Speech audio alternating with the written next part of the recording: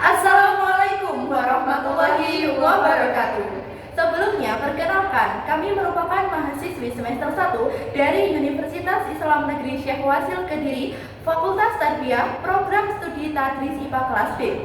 Saya Aulia Hidayati dengan NIM 252080048. Dan saya Itzalina Sari dengan NIM 252080040. Berdirinya kami di sini akan menjelaskan esai mengenai judi online sebagai representasi krisis moral dan pelemahan nilai Pancasila.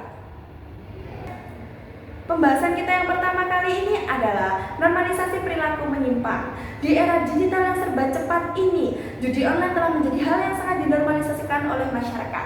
Mulai dari generasi muda hingga orang tua sudah menjadi pengguna terbesar dari internet dan juga media sosial.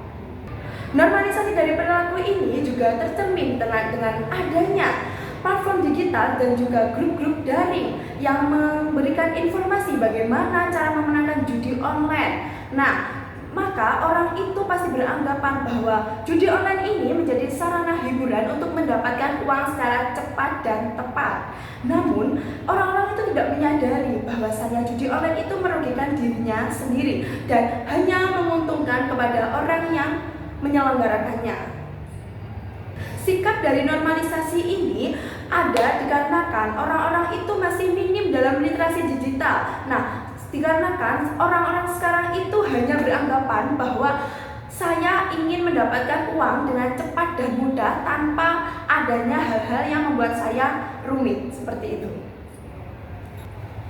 Pembahasan yang selanjutnya atau pembahasan yang nomor 2 adalah mengenai faktor dari meningkatnya judi online. Judi online merupakan salah satu dampak negatif dari adanya kemajuan teknologi. Judi online sekarang ini bukan hanya menjadi masalah individu, tetapi sudah menjadi isu sosial yang memerlukan pemahaman serta penanganan lebih lanjut. Ada pula beberapa faktor yang menyebabnya meningkatnya judi online ini. Faktor yang pertama adalah kemudahan akses teknologi. Perkembangan dunia digital, khususnya di bidang internet serta di bidang smartphone, menyebabkan banyak orang bisa mengakses segalanya dengan lebih mudah. Judi online bisa diakses hanya dengan internet serta gawai. Apabila kita sudah memiliki kedua hal itu, maka judi online sudah bisa dilakukan. Tidak ada batasan ruang dan waktu agar seseorang ini melakukan judi online. Faktor yang kedua adalah minimnya literasi digital. Apabila literasi digital dari seseorang ini masih sangat minim atau bisa dikatakan masih minim, yang terjadi adalah ia tidak akan bisa membedakan mana konten yang legal dan mana konten yang ilegal, sehingga ia tidak akan memahami dampak resiko apabila mereka terjun ke dalam dunia judi online. Contohnya saja adalah keamanan data yang tidak terjamin, setelah itu sistematika bagaimana berjalannya judi online, serta dampak hukum apabila mereka sudah terlanjur masuk ke dalam dunia judi online. Faktor yang ketiga adalah keinginan mendapatkan uang secara cepat. Kebutuhan hidup yang semakin meningkat serta sulitnya mencari pekerjaan menjadikan beberapa orang ingin mendapatkan uang dengan cara yang lebih instan. Dan salah satu pilihan yang terlihat menarik adalah dengan menggunakan judi online. Karena judi online menawarkan keuntungan-keuntungan yang luar biasa fantastis, tapi dengan cara yang begitu cepat. Faktor yang keempat adalah kurangnya edukasi. Kurangnya edukasi baik dari keluarga, sekolah maupun masyarakat menyebabkan seseorang ini tidak bisa memahami dampak negatif dari judi online. Dampaknya bisa dimulai seperti kecanduan, setelah itu terlilit hutang, bahkan kerusakan hubungan sosial. Apabila tidak ada pemahaman lebih mengenai judi online, maka akan banyak orang menganggap judi online bukan kegiatan yang berbahaya, melainkan hanya hiburan yang bisa kita lakukan apabila kita sedang merasakan penat. Faktor yang kelima adalah godaan iklan yang menarik. Judi online seringkali dikemas dengan hal-hal yang menarik melalui media sosial, situs web, serta aplikasi-aplikasi lain. Judi online seringkali mengiklankan bonus-bonus besar. Setelah itu ada testimoni pelanggan yang mungkin saja dipalsukan, sehingga membuat orang banyak terjun ke dalam judi online dan akhirnya mereka tersesat. Pembahasan selanjutnya adalah dampak judi online terhadap krisis moral seseorang. tadi sudah dibahas. Yang pertama adalah normalisasi perilaku menyimpang, yang kedua adalah faktor penyebab. Nah, dari kedua ini juga bersinggungan dengan adanya menurunnya krisis moral seseorang. Antara lain yang pertama adalah menurunnya kepekaan moral. Seseorang mudah terpengaruh dengan perilaku-perilaku yang melanggar nilai-nilai Pancasila. Nah, dari menurunnya kepekaan moral ini, orang itu sulit berpikir bahwa ini bermanfaat bagi dirinya atau justru sangat tidak bermanfaat bagi dirinya atau merugikan. Yang kedua adanya mengabaikan tanggung jawab. Tanggung jawab di sini tidak hanya di lingkungan keluarga saja, namun juga di lingkungan sekolah, masyarakat, ataupun di lingkungan tempat ia bekerja. Maka orang yang sudah kecanduan akan mementingkan ia bermain daripada tanggung jawab dan juga kewajibannya. Dampak yang ketiga adalah kemampuan mengendalikan diri menurun. Judi online mempengaruhi orang untuk berperilaku impulsif. Selain itu, seorang yang melakukan judi online akan mudah terbawa emosi dan akan mengambil keputusan secara tepat walaupun itu tidak tepat. Selanjutnya adalah munculnya ketidakjujuran. Nah, ketidakjujuran ini tidak hanya di lingkungan masyarakat saja, namun di lingkungan keluarga, sekolah, ataupun tempat kita bekerja. Nah, orang biasanya melakukan judi online pasti akan mudah berbohong juga. Selain itu, pasti dia tidak takut untuk meminjam uang lagi kepada orang lain. Dari ia meminjam uang itu, maka uang itu akan digunakan untuk melakukan judi online lagi. Nah, tadi sudah disinggung bahwa adanya kemampuan mengendalikan diri menurun. Jadi, orang tadi meminjamkannya untuk melakukan judi online dan dia tidak memikirkan bagaimana jangka panjang dari judi online itu. Pembahasan yang keempat adalah mengenai judi online sebagai bentuk pelanggaran terhadap nilai-nilai Pancasila. Yang pertama, sudah jelas bahwa judi online melanggar sila ketuhanan yang Maha Esa. Karena pada dasarnya setiap ajaran agama pastinya memberikan pedoman kehidupan kepada umatnya agar umatnya mampu menjalani kehidupan dengan baik. Judi online dilarang bukan tanpa sebab.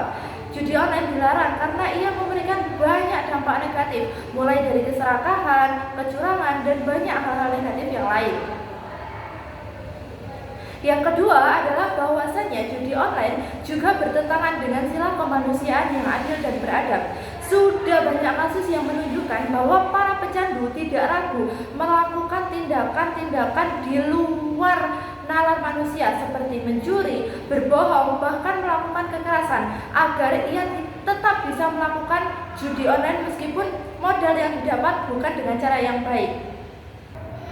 Yang ketiga adalah adanya konflik keuangan, kesulitan finansial, retaknya hubungan dengan keluarga maupun masyarakat menjadi bukti nyata bahwa judi online mampu melemahkan persatuan yang ada di Indonesia. Ketika seseorang lebih mementingkan kepentingan diri sendiri atau keegoisan mereka masing-masing, yang terjadi hanyalah persatuan yang mulai lemah. Yang keempat adalah sudah sangat jelas bahwa judi online juga melanggar sila yang keempat, yakni kerakyatan yang dipimpin oleh hikmat kebijaksanaan dalam permusyawaratan dan perwakilan. Karena seseorang yang sudah kecanduan judi online, ia cenderung akan melakukan tindakan impulsif, sehingga kebijakan yang seharusnya menjadi landasan seseorang untuk bertindak malah tidak diterapkan.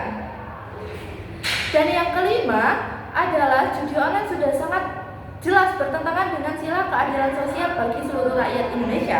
Karena dalam sistem judi online yang diuntungkan hanyalah penyelenggara, sedangkan para pengguna hanya akan mendapat kerugian. Jika sudah begitu, yang terjadi hanyalah ketimpangan sosial yang semakin nyata. Dari berbagai penjelasan tadi, ada solusi dan rekomendasi. Yang pertama adalah meningkatkan kesadaran masyarakat. Kita bisa melakukan literasi digital untuk bagaimana cara kita mencegah dan menanggulangi dari judi online tersebut. Dan tidak hanya itu, yang kedua adalah penguatan pendidikan moral dan etika dasar. Jadi, kurikulum tentang bagaimana menanamkan nilai-nilai Pancasila harus tetap diterapkan di sekolah-sekolah. Yang ketiga ada pengawasan dan penegakan hukum. Pengawasan dan penegakan hukum harus dilakukan secara tegas dan harus sesuai dengan nilai-nilai dan undang-undang. Selanjutnya adalah kerjasama keluarga. Peran dari ayah dan ibu sangat dibutuhkan terhadap tumbuh kembang seorang anak. Apalagi anak tersebut sudah diberikan gadget, maka dari orang tua harus menjaga komunikasi supaya anak dapat terbuka terhadap orang tua dan juga akan mengurangi resiko perilaku menyimpang. Yang kelima adalah bantuan psikologis. Bantuan psikologis ini sangat diperlukan terhadap orang yang sudah kecanduan judi online, dikarenakan orang dari psikologis ini dapat membantu memproses ulang bagaimana dampak dari judi online ini terhadap seseorang. Dari semua penjelasan tadi dapat disimpulkan bahwasannya fenomena judi online merupakan bentuk pelanggaran terhadap nilai-nilai Pancasila. Apabila seseorang sudah terjerat dengan judi online, ia akan kehilangan kendali dirinya, kehilangan moral, serta kehilangan tanggung jawab. Ia tidak akan bisa berpikir secara bijaksana, sehingga akan menimbulkan masalah yang berkelanjutan. Judi online bukan hal remeh yang bisa kita abaikan. Dengan regulasi serta kerjasama dari berbagai pihak, judi online akan bisa diatasi. Sekian penjelasan dari kami. Kami pamit undur diri. Wassalamualaikum warahmatullahi wabarakatuh.